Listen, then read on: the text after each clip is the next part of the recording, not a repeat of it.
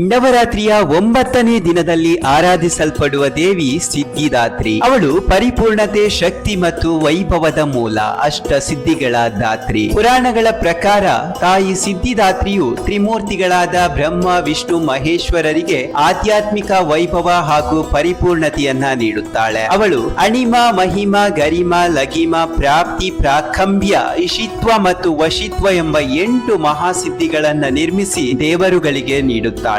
ಶಿವನು ಅವಳನ್ನು ಭಕ್ತಿಯಿಂದ ಪೂಜಿಸಿದಾಗ ಅವನ ಅರ್ಧ ದೇಹ ದೇವಿಯ ರೂಪದೊಂದಿಗೆ ಐಕ್ಯವಾಗುತ್ತದೆ. ಆದ್ದರಿಂದಲೇ ಶಿವನು ಅರ್ಧನಾರೀಶ್ವರನೆಂಬ ಹೆಸರಿನಿಂದ ಪ್ರಸಿದ್ಧನಾಗುತ್ತಾನೆ. ಸಿದ್ಧಿದಾತ್ರಿಯು 4 ಕೈಗಳನ್ನು ಹೊಂದಿದ್ದು ಬಲಗೈಯಲ್ಲಿ ಗದ ಮತ್ತು ಚಕ್ರ, ಎಡಗೈಯಲ್ಲಿ ಶಂಖ ಮತ್ತು ಕಮಲವನ್ನು ಹಿಡಿದಿರುವಳು. ಅವಳು ಕಮಲ ಹೂವಿನ ಮೇಲೆ ಆಸೀನಳಾಗಿ ಕೆಂಪು ವಸ್ತ್ರವನ್ನು ಧರಿಸಿರುವಳು. ಭಕ್ತರ ಪ್ರತಿಯೊಂದು ಬಯಕೆಯನ್ನು ಪೂರೈಸುವ ತಾಯಿ ಸಿದ್ಧಿದಾತ್ರಿಯನ್ನು ಪೂಜಿಸುವುದರಿಂದ ಸಂತೋಷ, ಸಮೃದ್ಧಿ, ಅದೃಷ್ಟ ಮತ್ತು ಮೋಕ್ಷ ದೊರೆಯುತ್ತದೆ ಎಂಬ ನಂಬಿಕೆ ಇದೆ. ಆದ್ದರಿಂದ ನವರಾತ್ರಿಯ ಅಂತಿಮ ದಿನ ಸಿದ್ಧಿದಾತ್ರಿಯ ಆರಾಧನೆಯ ಮೂಲಕ ಜೀವನದಲ್ಲಿ ಪರಿಪೂರ್ಣತೆ ಮತ್ತು ಪರಮ ಶಾಂತಿಯನ್ನ ಪಡೆಯೋಣ.